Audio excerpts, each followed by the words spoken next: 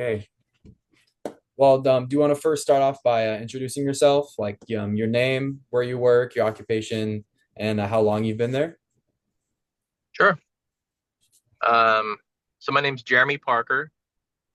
I am the president and general manager of a company that's been in existence here in Alaska for about the last 25 years. It's called AES Exploration and Production Technology Inc. And a couple of years ago, we actually filed with the state and are now doing business as ASRC Talent Solutions. Um, I started here about 13 years ago and I have been in my current role for about the last, let's say, 8 years. Sweet. Awesome. Well, we have a multitude of questions here, but the first one is going to be, what is your greatest career achievement in this role that you've had? Greatest career achievement. I think it kind of goes with the story of the company, and that is I sort of stepped into this role at a time when the market was down. In fact, we had just laid off 50 people, and I stepped into this position um, sort of out of necessity, but to help. And and when I took it on, the company, this particular company, and our parent company, were experiencing a pretty significant downturn in the energy market here in Alaska. Um, and so we had to get creative. So when I started, the company had around 35 employees, which isn't a lot. And our parent company had shrunk from 2,500 employees down to close to 1,000. Um, and so I think my biggest accomplishment in this role is actually sort of redefining what it is that we do and growing the company to where it is today, 8 years later. And we've got my company has got 330 employees now, and we went from about $6 million in revenue to just under $70 million in revenue this year. So there's a lot that actually went into that that I'm sure we'll get into in a minute. But I think my biggest accomplishment is to sort of right size the ship and get things back on track in a pretty sort of desperate situation. That's awesome. And you said, when did this happen? Like what time period? So I started with the company in 2013 in a support role. 2015 is when the market up here took a significant dive, and there was very significant layoffs. Um, and in 20, let's say 2016, 2017, I think was around the time frame that I stepped into the role that I'm in now. Awesome. Well, the next question would be, who is involved, or like what kind of like services or products, or I don't know, like what was involved with this accomplishment? Yeah. So what was involved? The previous leadership had sort of pigeonholed the company into one way of doing business and sort of one service line. Um, and in a down market, you can be really impacted by that. So we had to get very creative to sort of find new ways of finding revenue, new clients, new contracts, so that we weren't reliant on what we had done in the past as much. So it it involved making sure we had the right people on the team. So there was a little bit of a restructure that we did. Um, at the time, our core uh, operations team, there was only 4 or 5 of us in the office at that time. Um, and and we had, say, 30 people that were out working for somebody else on projects around Alaska. but we couldn't just rely on um, companies like BP and ConocoPhillips to sort of maintain us. So it literally took drafting out a new game plan, putting some goals in place, some lofty goals, and sort of it was a sort of a two pronged approach. One was um, what clients do we have today that we can grow with and do more things for, and what companies do we want to partner with that we haven't yet, and begin to go out and sort of sow those seeds. So it took having a strategy. It took some restructure in the way that we did business. It definitely took uh, some grit and sort of bootstraps approach to literally just pick up the phone and call people who didn't know who we were and sell our services. Um, um, and sell our services, it isn't really the right approach. It was more finding places where we could partner.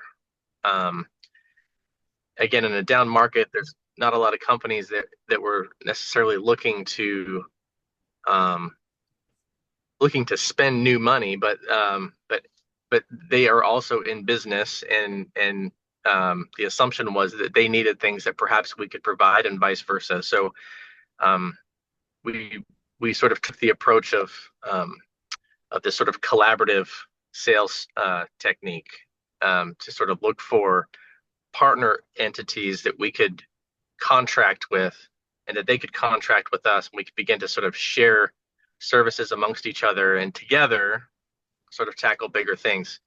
Um, so that was sort of the nuts and bolts of it, but it was, I think it was the right strategy for the time for sure. Okay. Thank you. That's awesome. And so we've been talking about like management principles and like what kind of management like principles, strategies, or like kind of processes did you use to make this possible? So an example one would be like planning, goal setting, time management. There's communication, collaboration, problem solving. Um, I mean, you just give me an example of a couple that you used during this time. Yeah, so um, there was a couple things there. One, as a corporation, not just my company but our parent company, we took sort of a new approach to culture. So what does that mean? We actually um, got about 1,000 people together in different places, but together for the same reason, to look at sort of redrafting our mission, vision, values, and creating, and then with the operations team, creating some goal structure um, so that we were all working in sort of the same or similar mindset. Again, in the past, the old way of doing business was it was kind of a very top heavy authoritarian approach, um, somebody else's way or the highway sort of thing.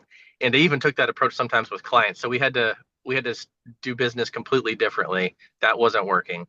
Um, and and then between the various departments in the companies, uh, we had to break down silos so that communication could flow more freely, things could move more quickly and more nimbly, more ideas could be shared, and and that sort of set the stage for us to be able to actually put a real plan in place.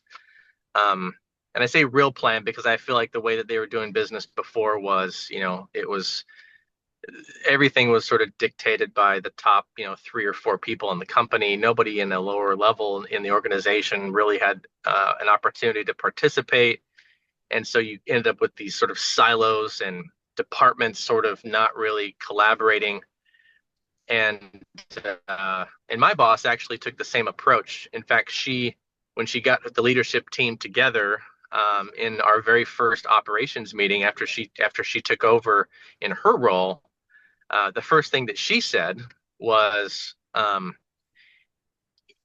everybody sort of in that room had their own company or service line and their own sort of budget and their own plan. And the first thing that was decided on was that we collectively recognize that there is only one plan, and uh, we're either going to live or die by that plan. And in order for us to be successful, those sort of silos had to be broken down.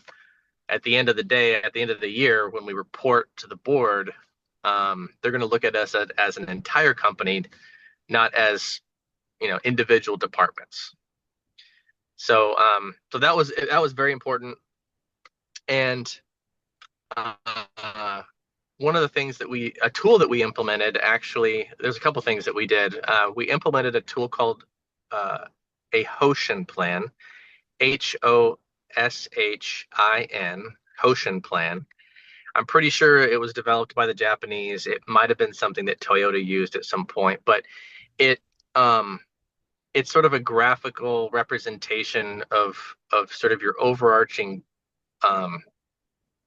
sort of mission, goals, and then projects within the various groups to sort of get everybody participating and contributing towards the overall arching goal.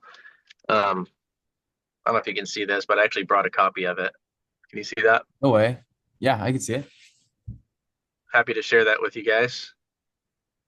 But so on the left side, we've got a strategy for growth and diversification.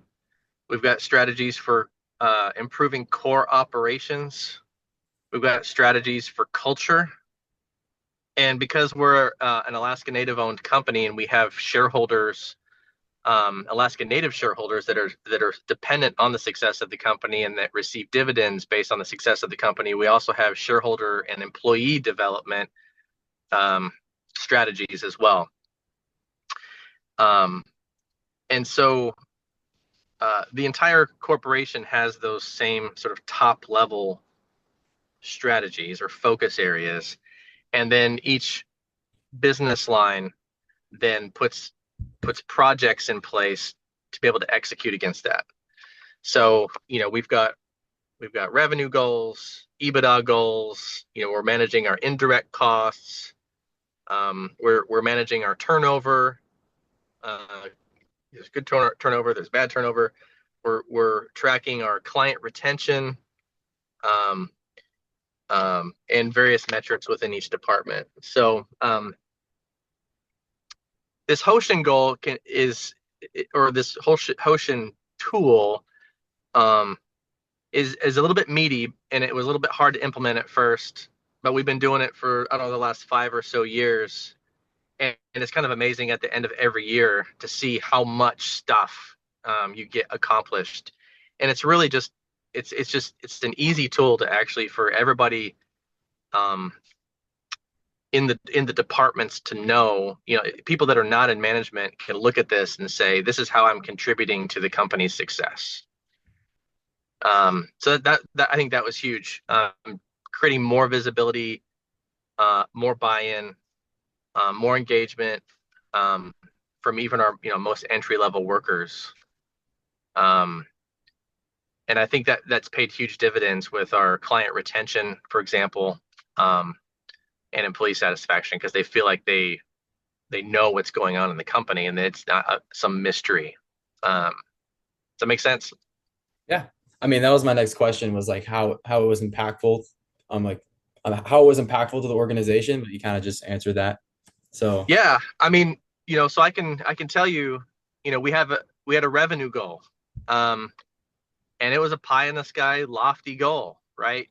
Can we reach 20 million? We did.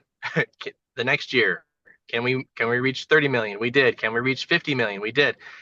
Can we reach 70 million? We're at 69 million right now this year. We're probably going to hit that 70 million mark, and that's huge. We also, in that process, wanted to make sure that we were providing exceptional customer service, because we don't want to erode our sort of baseline business. And so our current clients happy? well, one of the metrics we put in place was client retention. Have we lost any clients this year? We have not lost any clients this year or the previous year or the previous year. Wow. And that allows us to continue to build, and service lines dip and sort of spike in activity. Not really talking about the activity movement so much, but has any of our clients fired us? The answer is no. And again, that's sort of back to this mindset of we want to be a solutions provider. Um, if we're providing solutions to our clients, they should be happy. um, and sometimes it reaps benefits for our company. Sometimes there's no benefit at all, but there's tremendous benefit to the client. So we feel like as long as we're putting our people first and we're putting our clients first, then the people will take care of the business. And so far, that's proven true. Okay, sweet. Well, I mean, the next point I have is, or next question I'm gonna ask is, I'm gonna give you kind of a list of, um, looks like around like 9 words, and then on a scale from one to five, one being never used and five meaning like always used, just like just how often you use these to reach your goal. So the first one's gonna be listening. So on a scale of one to five, how often did you use this to reach your goal? Always 5. Empathy. I think empathy is a little bit of a mixed bag. If you're listening, um, well, you're going to be empathetic to what's going on. Um, it's hard to do sometimes in business, and it can be hard to do sometimes with employee situations. But I would say listening and empathy are sort of two areas where it's extremely beneficial to do them regularly. So listening, I'd say all the time 5. Empathy is probably like a 4. Yeah. And next would be healing. So like um just like nurturing or yeah, just like nurturing others and like uplifting. Um, that's probably a 2 or 3. I think everybody has their strengths, and that I like to build people up and give them opportunity. Sometimes on the healing side of things, I let others sort of take the lead. Yeah, okay. Next one would be awareness. That's like a 6. you have to you constantly have to be aware of what's going on in your company and in your competitors and in your clients and in your environment. And we can talk about that some more later, but uh, you have to be present or you're not going to succeed. Okay. Next one would be persuasion. um Man, I feel like I use a lot of these a lot. I would say um probably a 3 or a 4. um I don't have to use that as much as I maybe did earlier on, but it is something that you want to have in your back pocket to be able to pull out and help get some issues over the finish line. But um, that's probably a 4. I think we're almost always thinking of how we can push things forward, and part of that is persuading and providing good information, even before a question is brought up. Sometimes to sort of lead them on a path that you would like them to follow, right? Hmm. And the next two kind of go hand in hand. So like conceptualization is like looking at the bigger picture, and then foresight kind of again looking into the future. What would you rate those? Um, Conceptualization and foresight. I think that this is probably something that we pause and contemplate on a monthly basis just to sort of see how we're doing.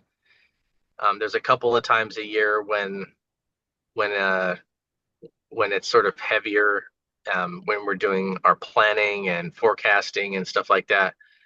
But I think we probably once a month as a leadership team sort of revisit what we've conceptualized and try to sort of peer into the future and make sure everything is still where we think it is going to end up. It's never a perfect science, but you always have to be looking forward, and it's really easy to get sucked into sort of the daily grind. And like today is time card and payroll day, right? Um, and so there's a place and a time for sort of your daily tasks, but you have to budget time to be able to look forward. Otherwise, you'll realize that your competitors have passed you up or you're on the wrong path. Okay. And then next one will be commitment to the growth of people. Um, Commitment to the growth of people. This is probably something that I didn't do so well when I was younger. I think I do a better job of it now.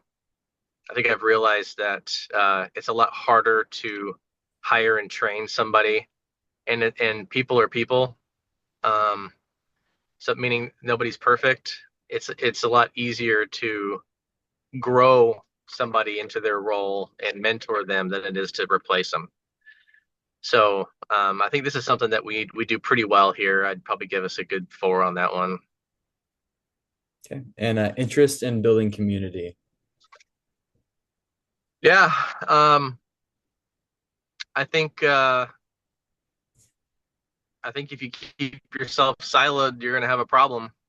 And and so even outside of the business context, I think we're always building community. Like I was just at my boss's house on Saturday with a big community event. Um, so you sort of always have to be sort of developing your consortium of contacts and friends outside of work. So that's probably a 5. It's always happening. Okay. And thinking about all of the ones we've gone over, can you describe a moment that you've used one of these traits to help you reach that goal that we talked about before? You can just pick one. You don't have to use all of them. Yeah. Um, we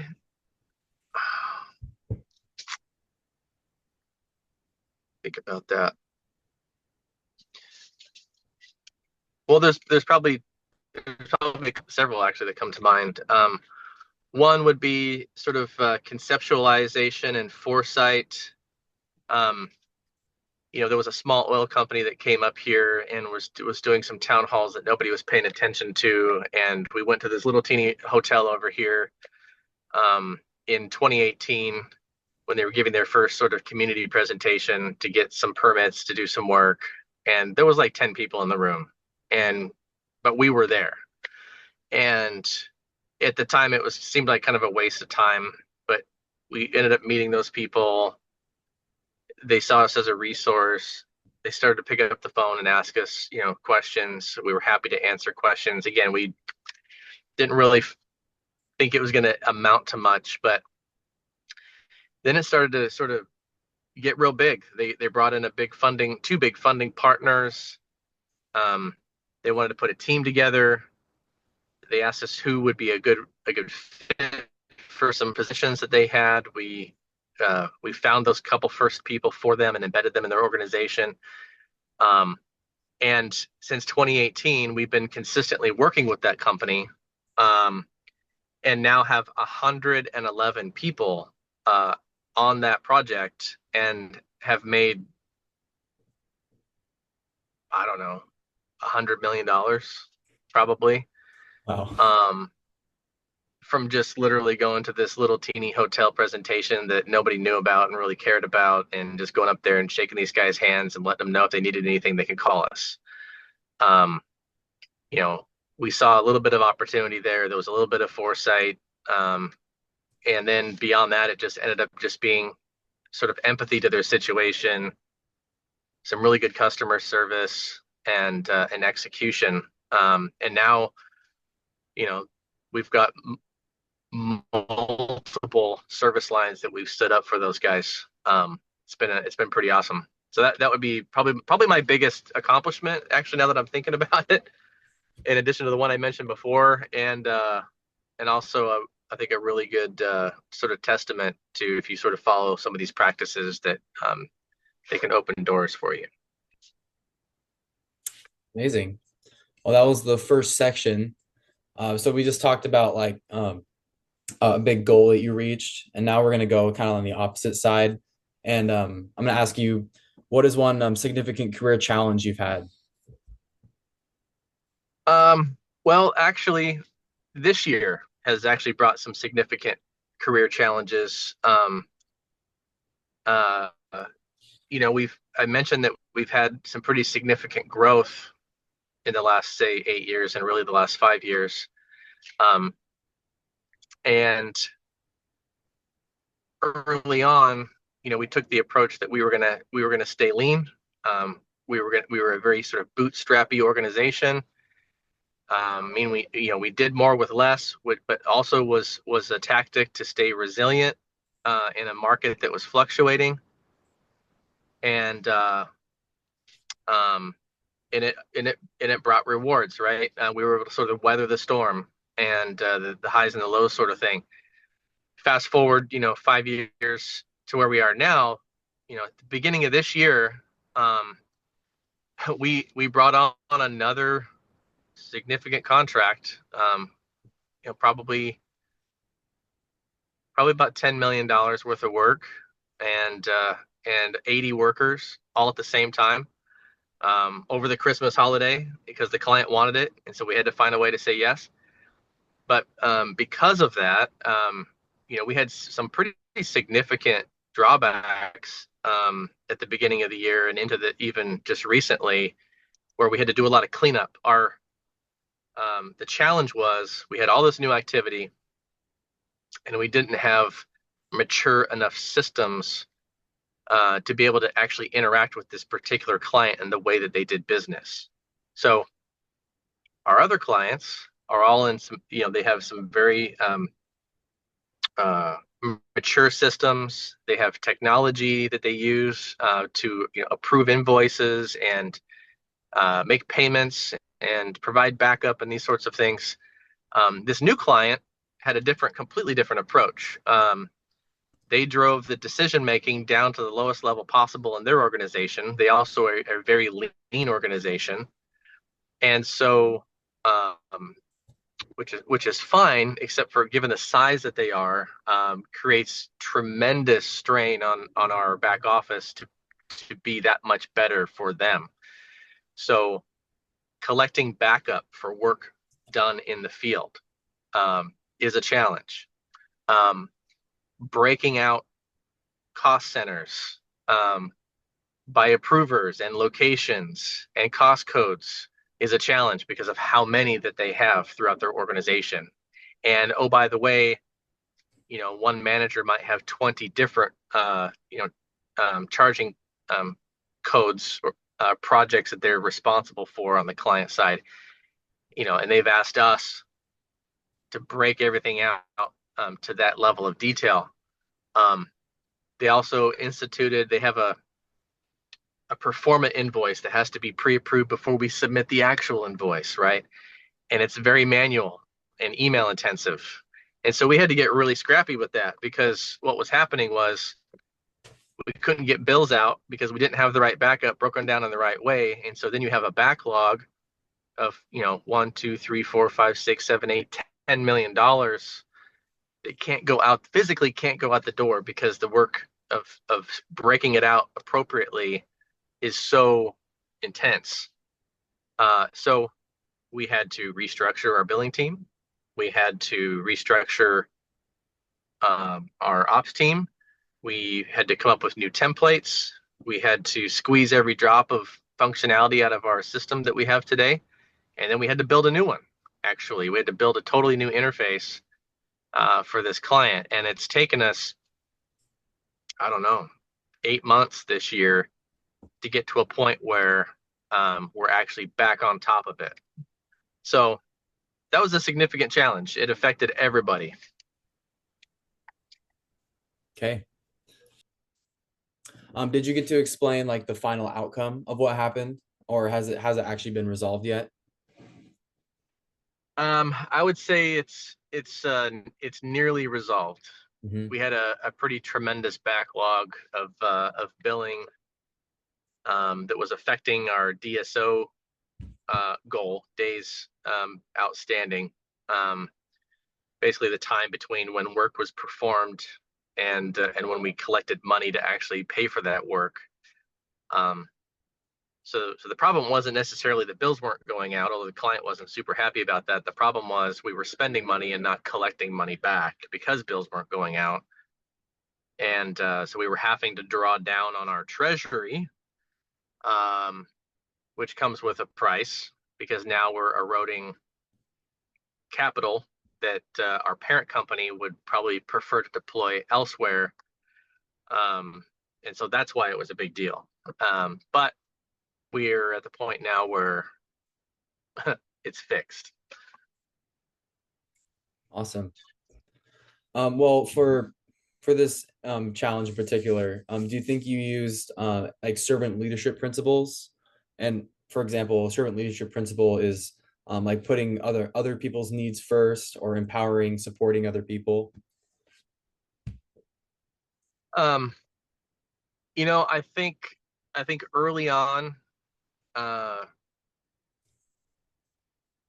servant leadership is something that I think we do pretty well and did do pretty well early on, even with this particular example. Um, that being said, as a leader, so yes, I absolutely, got in there, rolled my sleeves up, um, supported the team, provided whatever they needed to get it fixed. Came up with solutions, was at all the meetings, and again, kind of an extraordinary circumstance to where you have sort of the leader of the organization involved in that level of detail. But I felt like in this case it was important because it was a small team. There was lots to discover and fix and create, and we had a client that was expecting um, good outcomes. Um, uh, but at the same token, we also discovered a couple of pockets of significant deficiencies. And as the leader, I had to take a little bit more of an aggressive approach in a couple of those scenarios to the point where, we actually had to terminate somebody as we were sort of doing some fact finding, getting down to the level of how did we get here. We had an individual that um, should have done better. They knew better. They just were not doing their job. Um,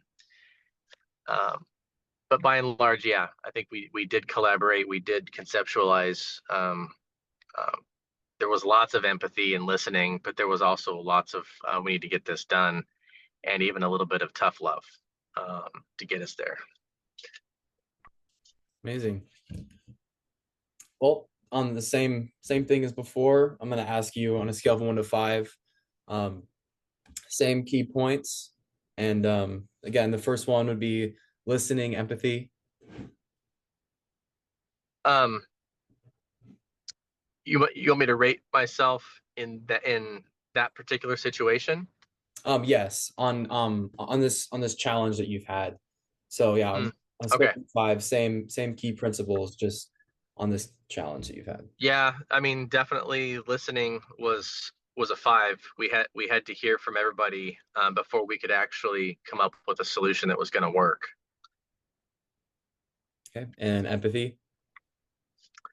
Empathy was probably a little challenged in a challenging situation. It's hard to stay empathetic. I think that's a balancing act. It probably fluctuated between a 2 and a 4, depending on what day it was and what the theme was. Um, by and large, um, I wanted to make sure that my team wasn't demoralized. So there was definitely empathy and sort of what we needed to get done. But in the areas where we should have known better, and there were clear signs. There probably wasn't so much empathy in that scenario. Yeah. Okay. And then healing.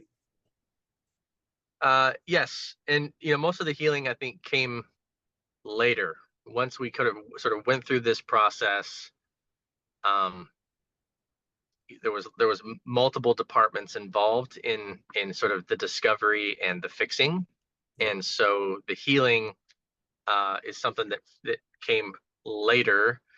Um, and really, it was just sort of rallying back together with those departments to say thank you, and we appreciate you, and let us know if there's anything else we can do for you, and those sorts of things, just to let people know that they contributed in a meaningful way.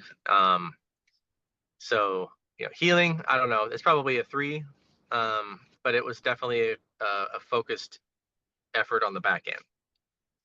Okay. And then what about awareness? Um, I'm gonna give ourselves like a two on awareness, because we were a little bit blindsided by it. Again, we had processes and procedures and people and lots of communication and all the things leading up to the problem, but we, for whatever reason, still missed it. So lots of learning opportunities from this one for the next time, because we were already starting to ask, where else could this happen, right? Where else could things break? Where else do we think things are great that we haven't examined in a while? But at the time, our awareness was not where it needed to be. It was low. Okay. And what about persuasion? Um, Persuasion was probably also low. I'm gonna say probably also like a two. There wasn't a lot of persuading. It was identify the problem and fix it, and fix it quickly. Okay. And I feel like I might know what we were going to say for these two. So conceptualization and foresight. Yeah. So conceptualization as to what it could be, what it should have been, and what it could be next. Um, I think we actually in working through this, conceptualized, I think, a very solid product moving forward. Hmm. So this problem sparked innovation, and now it's driving a solution that's affecting more than just this one problem. So I think the conceptualization to get us out of it was solid. I'd probably give us a good eight on that. Um, Foresight, you know, again, looking back, like a one Yeah. at the beginning, because we just didn't see it coming. We knew we had all this activity. We knew we had just done something crazy at the end of the year, bringing on 80 people, and there was no foresight to identify that we had this brewing problem in the back office. Okay. And then what about commitment to the growth of people? Um, well, uh, I'm going to give us probably an eight on that one, because, you know, again, looking as we examine the problem, the departments that were involved, who could see what, who was approving what. Um, there, there was a couple of things there. One, we had to make a change, and even made a personnel change in one particular situation, but then made sure to invest in the people in sort of the fix and moving forward. So, um, that particular department, for whatever reason, again, it's accounting and billing, remained siloed, and some of that's good. We've got CPAs and other people in there, but they were definitely not,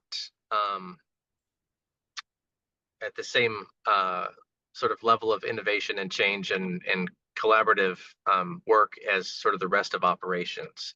So that's what we had to change, and in order to do that, we had to train people in a new way of doing business, and even provide them some different structure and different systems, so they could be successful. Okay. And I noticed for the last two, you said eight. So on a scale of 1 to 5, you'd be like a 4, right? I'm sorry, which one? For foresight and commitment to growth of people, I noticed you said an 8, like out of 10. For this, Hmm. we're doing 1 out of 5, so then it'd be 4 for you, right? Oh yeah, I'm sorry. I Yeah, just that'd gotta be a. clarify. I don't know why I thought. Yeah, No, it's that's a four. okay. And then the I last went to a I one, went to a 10 scale for some reason. okay. And then interest in building community. Hmm. I think the interest in building community is something that is on the back end, and again, as we're focusing on the healing from the changes, that we're very interested in the community because we don't want that accounting group to feel like the whipping boy, even though there was some tough love issued to get us where we needed to be. We need them to be bought in. We need them to be thinking strategically like the rest of the organization. And so community is a big part of that. So, we've celebrated birthdays and we've had some potlucks, and, we had a Halloween celebration here recently. We've invited them to things and we've thanked them, and, gift cards, again, just to make them feel like, hey, like this was hard, and it's still okay. Right. So that community is like hand in hand with the healing part, I think. Awesome. So I think that's probably a good solid five. Amazing. And then same as last time, if you want to give me one example of a trait for just one trait that you use to overcome this challenge. Oh my goodness. Um, well, for sure it's listening, and then conceptualization. Hmm. I don't know if it's just one, because we had to do a tremendous amount of listening before we could actually attack and address the problem. Um, on the front end, there was multiple areas where there were knee-jerk reactions that we sort of had to pull back because we realized that the problem was deeper, more systemic, than could just be fixed in a day. So I think the listening was challenging, but also extremely important, to make sure that if we're going to make a change, and a systematic change at that, and a change that's going to affect a client and a significant amount of revenue, we had to make sure that we understood the problem and in all the ways, and think about not just this particular client, but how does this problem affect other clients, and if we're going to drive a solution for this client, could that solution better service everybody else as well? So the listening and the conceptualization were probably the two biggest parts. Okay. And then would you say that just overall that your response towards this problem was more on like the managerial side, so like task and goal oriented, or would you say it's more on the leadership side, which is more like more people oriented, more inspiration? um, in this particular issue, uh, it was a very management focused solution because there was so many parts and pieces, um, that it needed project management. It wasn't a situation where you could sit back and not engage. We just did not have sort of the depth, um, in other leadership to be able to see it completely through. Um, so yeah, I mean, there definitely was a people component to get people together, and there definitely was. I don't know if it's inspiration, but it was, hey, like this is where we need to be and why it's important to get everybody on the same page. But then it very quickly went to project management to be able to actually break this thing down and move all the parts and pieces forward simultaneously. So project management was the key there. Amazing. Alrighty. Well, our next section, next couple of questions. Well, what as a total is your organization's mission, vision, and strategy, and how are they accomplished? Um, well, as part of our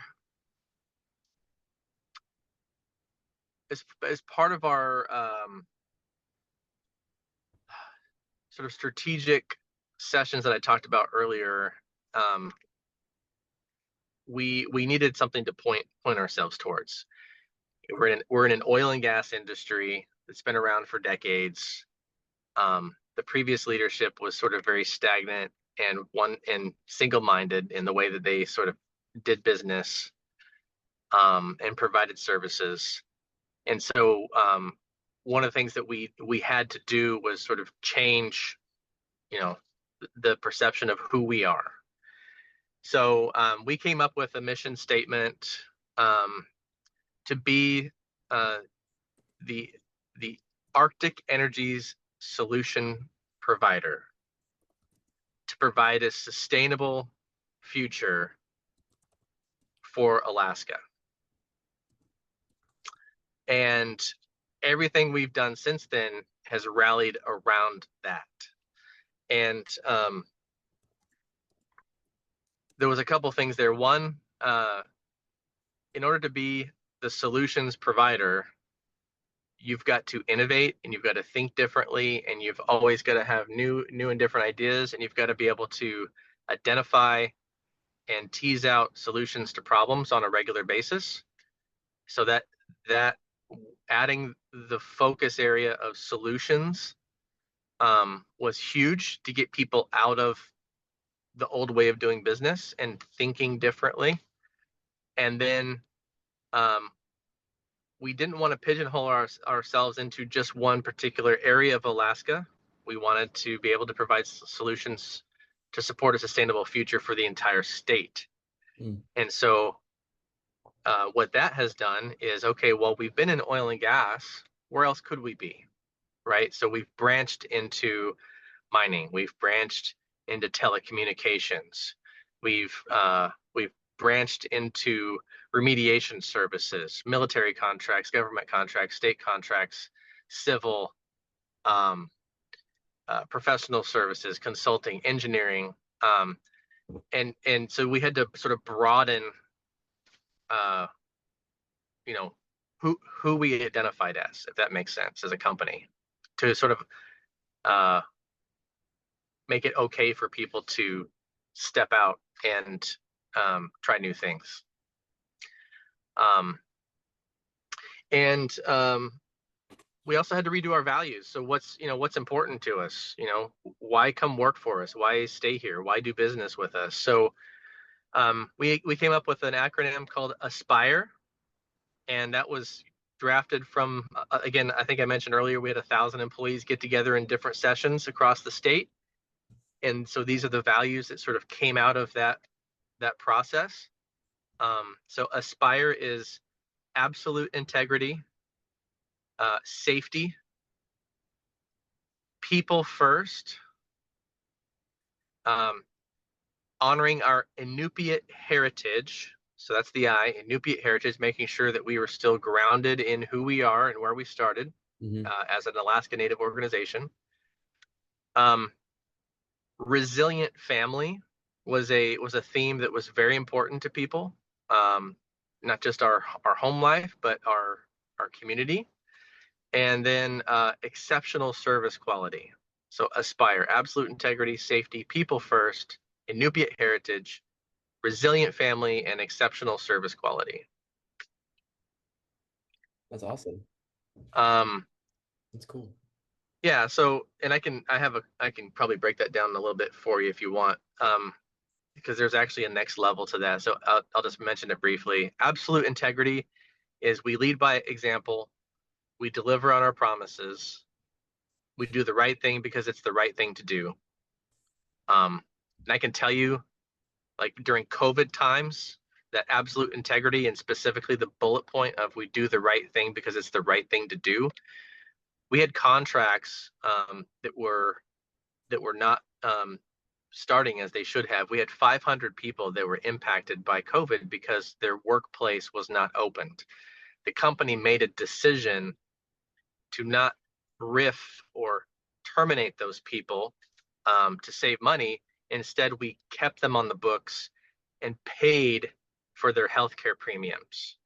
That was, I think, an awesome example of doing the right thing because it's the right thing to do. It also puts people first, which is another one of our values. And it also, there was a benefit to that that didn't even think of at the time. After COVID was over, people wanted to come work for our company because of how we treated people, and we did the right thing because it was the right thing to do. So that was pretty cool. Um, so safety first it's our foundation. We bring it everywhere we go. We follow our processes and procedures. We're accountable for safety. The people first piece is, our people are our most important resource. We value everybody's contribution. We take care of our people, and our people take care of the business. Again, if you can empower your folks, it's amazing what contributions they will make to an organization if they feel like they're part of it, right? Mhm. Inupiat heritage is a big one because a lot of the work that we do. So one of our sub bullets under Inupiat heritage is that we are stewards of the environment where we live and work. That's huge. So we're not going to make it just a big mess of things to go make some money. We're going to do the right thing because it's the right thing to do, but we're also going to make sure we do it the right way. Resilient family, we conduct ourselves with empathy and compassion. We cultivate strong relationships. And then exceptional service quality is the last one. We partner with our clients to provide innovative solutions. We care for our clients' business like we do our own. That's a big one. Sometimes we do things for our clients that don't make us any money at all. In fact, we do some things that cost us money. It's the right thing to do because we care for their business, because if they're healthy, we're healthy, right? That sort of thing. So those values become really important, and we try to revisit those on a regular basis. Sweet. That's awesome. Thank you. Um, it's kind of cool you guys came up with the acronym of Aspire. Yeah, I thought that was pretty neat. Well, again, I'm going to ask you to rate yourself on 1 to 5 on how you use these following traits working towards your mission and vision that you just explained to us. Um, Again, 1 being like you didn't use it at all, 5 being you used it all the time. And so the first would be the need to achieve. Okay, that's a new one. Need to achieve. Does that have an explanation or no?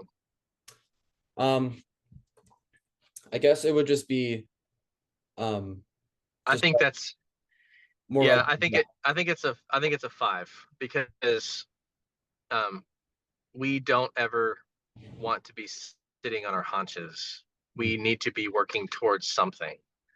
Um, so there's sort of this inner drive to make sure that we're always looking forward to the next thing, to be able to provide sustainable um, dividends to our shareholders, right? And to be able to maintain our employee base here in Alaska and not have them leave the state and go somewhere else. So I would say that's high. Yeah, I mean, I think an example of that would be or a definition of it would just be um just like your enthusiasm to actually get things done, or instead of just being kind of like melancholy about things, just wanting to kind of just get by. I guess it would be just really wanting to achieve and actually get things done. But and the next one would be openness to experience. So new experiences. Yeah, I'd say that's probably a 4, and it goes with innovation too. But we're open to try new things. We're open to sort of explore new ideas, as long as, and I see, that, risk is another part of that, but I think we know what our core business is, and we're okay sort of stepping out of that and trying new things. It's part of our plan. Mhm. Okay. And then your innovative and creative ability. That's like a 6. No. Yeah, as a group, we've tried so many new things, and innovated new technologies, and even patented some new technologies, proprietary. Um, we had a mission early on. Innovate or die was kind of the mode that we were in, right? Either we were going to dry up and go out of business, or we were going to do things differently and try new things. So innovation is like, it's at the top. We're always looking for ways to innovate and be better, or try something new if it makes sense. Mhm. Okay. Next would be risk propensity. So your willingness to actually take those risks. That has to be balanced, right? Because it can have significant, uh, ramifications to the company, in not just, dollars, but also in reputation. So, the risk is something that, as an organization, I would say we're like a 2. Um, we have definitely tried a lot of new things, but there are a lot of things that we didn't do. Um, we're not just going to throw a bunch of stuff against the wall to see what sticks. There was a method to the madness, so to speak, to make sure that we weren't putting the company in a bad spot. And so we have an ever evolving 5-year plan, and then every year we have, our own budget and forecast that's contributing to that 5-year plan. But there's higher than that. There's a 40-year plan above that, and so we have to make sure that if we're going to try something new, that it doesn't affect the 40-year outlook of the company in a negative way. Okay. And then what about proactivity and work ethic? How do you think that has worked into your mission and vision? Um, yeah, I mean, in order to be competitive in this market, you have to always be working proactively ahead of the problem and proactively coming up with solutions. So, um, I would say that's probably a good solid 4. We're always looking ahead. Um, I think the team has a pretty good work ethic. We work hard and play hard. Um, but of the two, work ethic versus proactivity, I think the proactivity is probably the higher one of those two, that we're always thinking and doing things ahead of the problem or ahead of the next solution, which puts us ahead of our competitors in a lot of cases. Okay. And what do you think about entrepreneurial self-efficacy? So it's kind of a big word, but pretty much your confidence in being able to succeed and just yeah. You have to believe that you can do it. And the minute that you stop believing that you can do it, you're not going to do it. So, we do have, set some lofty goals, and then we operate in a very sort of realistic, budget, and those two things together, I think, are healthy. So, you have to believe that you can do it. You have to know that, your, folks down the hall are supporting you. Um, so I think the mindset part of that is massive. Mhm. So, you know, that's definitely a 5. We could not have gotten where we are today without thinking that we could do it, and then making it happen. Yeah. And then the last one would be the internal locus of control. So this would be like how you influence your outcomes and how Yeah. like you make the decisions in your life or you make the decisions in your company compared to how like other companies or other situations would influence you. So Yeah. No, I'm going to say that's a 5. It's part of looking forward, you know. Uh when we're working ahead of a problem, or working ahead to create a solution for a problem that we think is going to happen, we are believing that we're going to influence the outcome. You know, we're, we try not to ever be surprised by a scope of work that a client puts out to bid.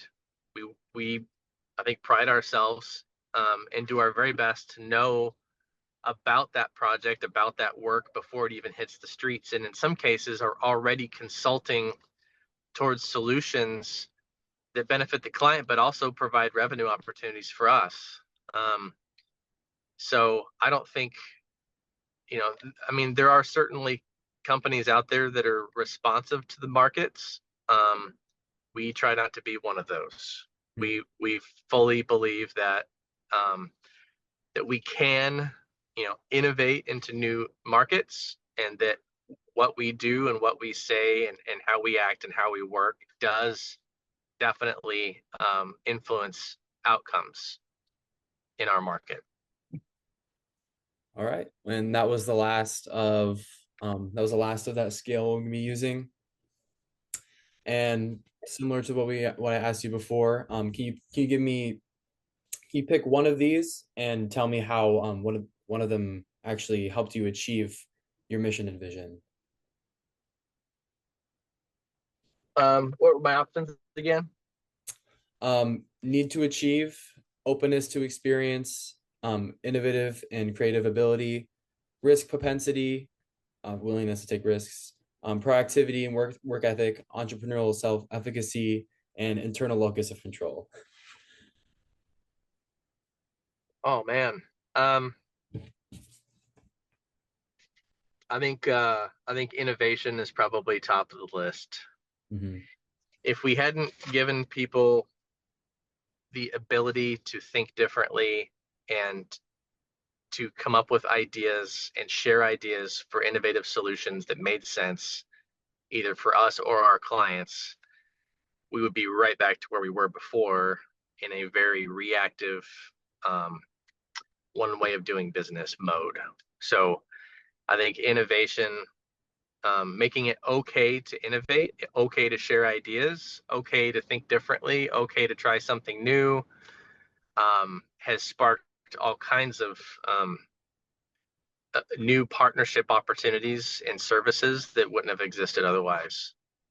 And so people, it's kind of amazing. People do come to our company, ASRC Energy Services, as a whole, for energy solutions. When the state is thinking about doing something in Alaska, they are actually over here consulting with our folks on whether it makes sense or not, which is kind of an amazing place to be in. But we weren't in that place, 8 years ago. Hmm. Um, so innovation for sure. Okay, thank you. And then we're nearing towards the end of this interview. It's going to ask you three more questions. Um, First one would be, what advice would you give to a future business leader or manager that are in your field?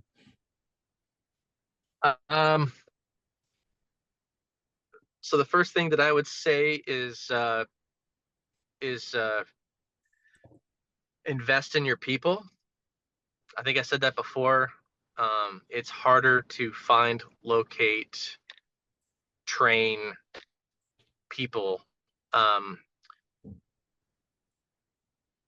people aren't widgets, and they bring a lot of value if you invest in them and give them the right tools. And I think inherently most people want to do good work, and they want to contribute, and they want to feel like they are contributing. And there's a lot to work with there if you take the time and invest in them. And so as a leader early on, I kept a lot of knowledge to myself, thinking that someone else was going to pass me up.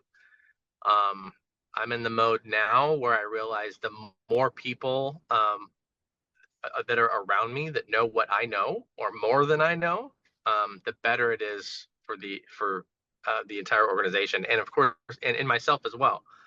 I now have people that I can rely on, um, which is how you are able to actually grow a company, and stay afloat. Um, so that would be probably the biggest thing that I would say is invest in your people. Invest in your people. Sweet.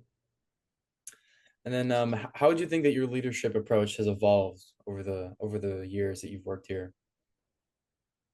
Um, I think early on it was again, I wasn't super forthright with information. It was more about what needed to get done, so more task oriented sort of direction.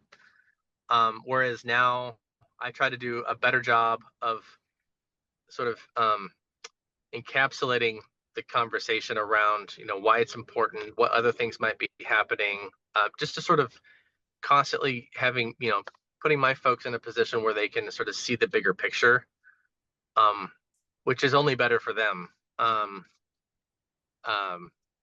than sort of keeping that information to myself and just focusing on the tasks. If you can empower your people and arm them with information, it's kind of amazing to see. They will sort of latch on to sort of the mission, and be more bought in than the other way to do is doing business, which is where you're just a taskmaster. Nobody wants to work for a taskmaster.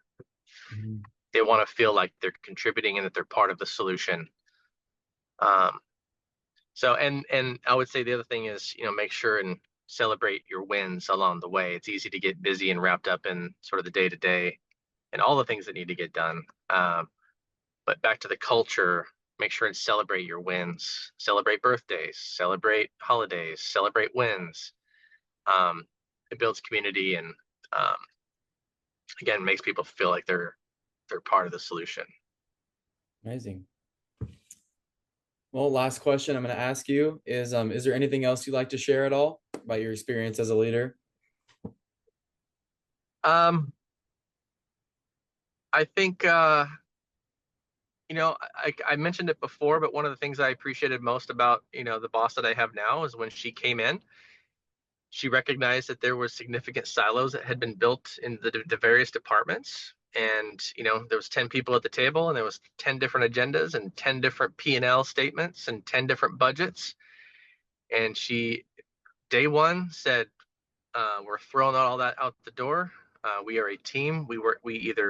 Um, we either succeed or fail together. And that we have one P&L. And she pointed to herself and said, and it's mine.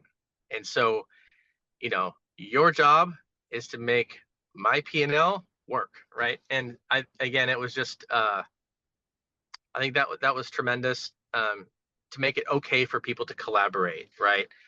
Um, and so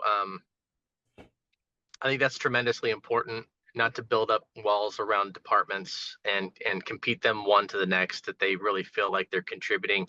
And that goes right into the goal setting. We have individual department goals, but we also have shared goals, and that creates conversation. So, I have my own department goals, but I have some shared goals with our finance team or our accounting team or our HR team. And together we come together on what those goals should be and what success looks like. Um, so having whatever mechanism you use, I mentioned that we use a Hoshin plan to sort of capture that, but um, have goals, share those goals, have people participate in those goals, and regularly report and follow those goals. That's your job as a leader, and it keeps everybody moving